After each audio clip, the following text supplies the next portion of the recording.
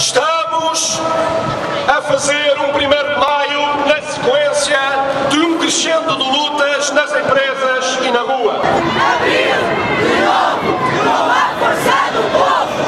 Um 1º de Maio que dá expressão a um protesto que não para e a uma indignação que se agiganta em todo o país.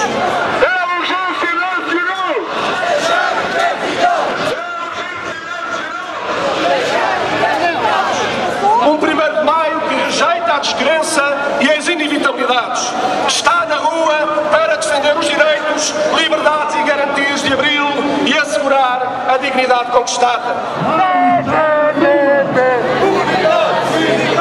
Saudamos, por isso, todos os trabalhadores e trabalhadoras do setor privado e público que, contra ventos e marés, lutam para travar e derrotar esta política que está a levar o país ao desastre económico e social.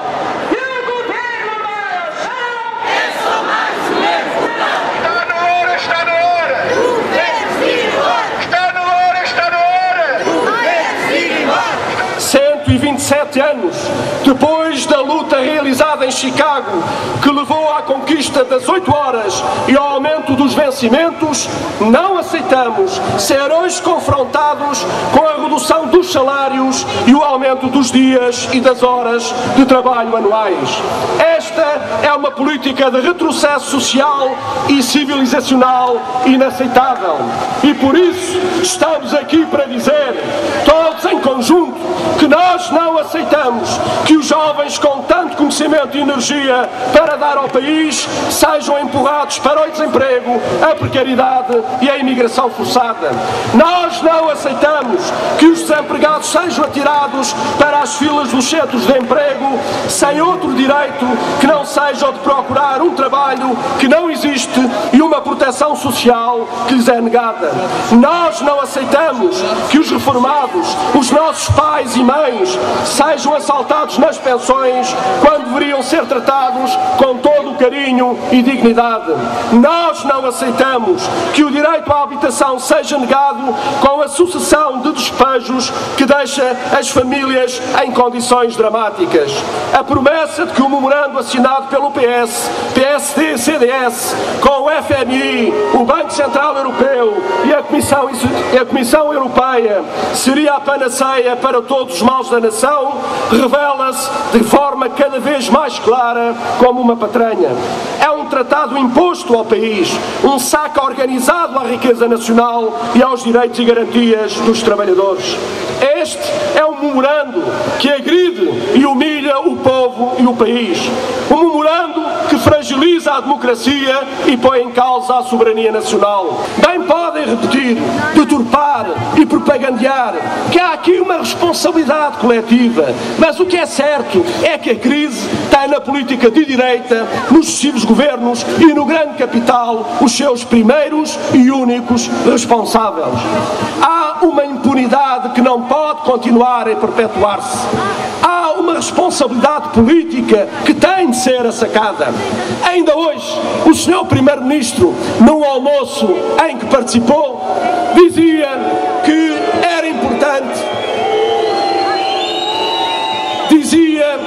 era importante criar as condições para fazer um acordo.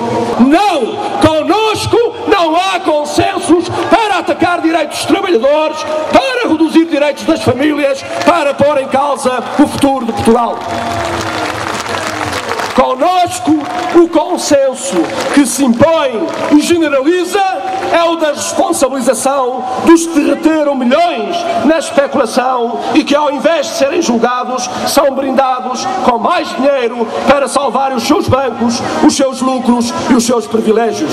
O consenso que se impõe e generaliza é o da responsabilização dos que, estando à frente das empresas públicas, celebraram contratos de financiamentos ruinosos com as chamadas swaps, bem como os ministros dos vários governos que lhes deram cobertura. É caso para dizer, amigas e amigos, haja vergonha, faça-se justiça.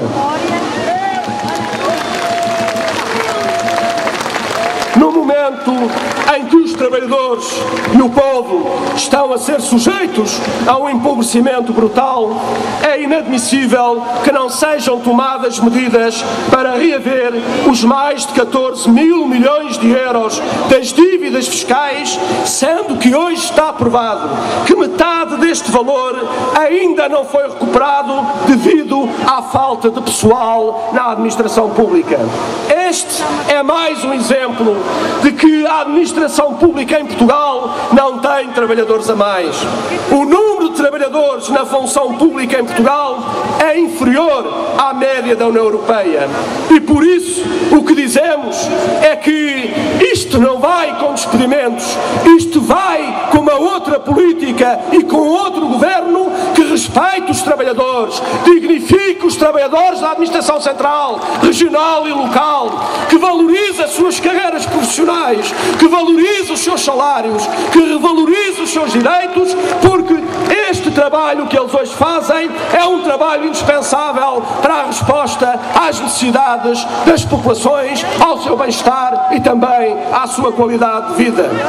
Dizem que o que alcançamos com o Serviço Nacional de Saúde agora não é comportável, dizendo eles ainda que se preparam novos cortes, o que na prática significaria que, entre outros, os níveis da mortalidade infantil voltariam a subir. Quem o diz, sabe que não serão os seus filhos ou os seus netos os que contribuiriam para essa subida. Dizem os mesmos que a proteção social que temos é demasiado generosa, porque eles sabem que não seriam eles, nem os seus, a sobreviver com pensões de miséria e a ficar sem quaisquer rendimentos perante o desemprego que nunca os atinge. Dizem eles que a educação é cara e que há que cortar, porque querem negar aos filhos dos trabalhadores o direito à escola pública. Querem, objetivamente, uma escola para os pobres, para formar mão de obra barata e descartável, e uma escola para as elites. Isto, camaradas, é uma questão de classe. É de uma questão de classe que se trata e é de uma ofensiva que nós temos que derrotar. Por isso, exigimos a mudança de política e do governo. Este pode ser o governo do Presidente da República, mas não é, camaradas, não é o governo da esmagadora maioria dos que vivem e trabalham em Portugal. E se dúvidas houvessem, aí está este grande 1º de maio da CGTP para confirmar e reafirmar que este governo está a mais e que este governo tem de ser substituído. E atenção, camaradas, nós hoje vamos mais longe. Não basta falar no buraco do BPN, que tudo indica poderá chegar aos 7 mil milhões de euros. É preciso ir mais longe. É preciso meter a mão onde se tem de meter a mão. É no Grupo Galilei, o tal que sempre deu lucros, o tal que é composto pelos mesmos acionistas que levaram o BPN à falência e o tal onde nós temos que buscar o dinheiro para ressarcir o Estado. Isto é não só uma obrigação moral, é uma exigência que nós fazemos em defesa da economia nacional, em defesa de Portugal. Desde já convocamos a vós e a muitos outros que, estando hoje em muitas outras manifestações do 1º de maio da CGTP, para uma grande concentração no dia 25 de maio em Belém, junto à residência oficial do Primeiro-Ministro, para dizer que somos contra esta política de exploração e de empobrecimento, para exigir a demissão do Governo e para exigir a realização de eleições. Mas porque o caminho faz-se pelo diálogo, pela negociação, mas acima de tudo também pela ação, também aqui hoje o Conselho Nacional da CGTP Intersindical Nacional assume e propõe que no dia 30 de de maio. Façamos um grande dia de luta nos locais de trabalho do setor empresarial do Estado, do setor privado e da administração pública, porque é no dia 30 de maio que se vai comemorar o feriado Corpo de Deus, o tal feriado que eles nos estão a roubar, o tal feriado que eles não nos querem pagar.